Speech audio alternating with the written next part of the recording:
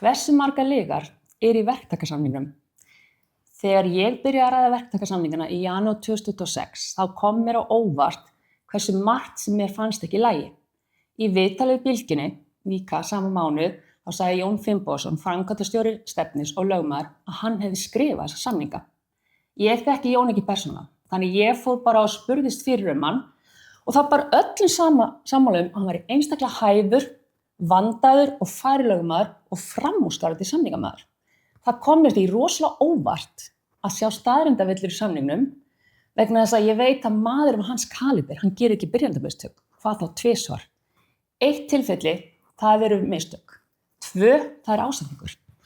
Og hvað var það sem er ekki rétt í samningunum? Í grein 26.1b segir: komi til ágreinings hver skal vera formaður, skal formaður skipaður af formanni félags fasteignasala.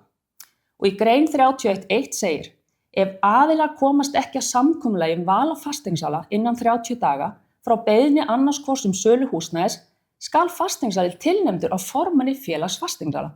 Það stendur reyndar líka að fasteignasali skuli vera löggiltur fasteignasali, en það er bara til ein tegund af fasteignasala og það er löggiltur fasteignasali og jafnreyndur lögmaður og Jón, hann á að vita það. En hvað þýðir þetta? Formaður félags fasteignasala er bara kosinn til 2 ára í senn. Þannig jafnvel þó að núverandi formaður félags fasteignasala og Jón eru bestu vinir, þá getur hann bara að tala við þann aðila. Segjum að einhver þurfi að fá einhverja sáttavinum frá formanni félags fasteignasala eftir 5 ár, þá erum við að tala bara einhvern aðila sem veit ekki í dag að hann sé formaður félags fasteignasala. Ég hringdi nefnilega í framkvæmdastjóra félags fasteignasala og hann bara hafði aldrei heyrt þetta.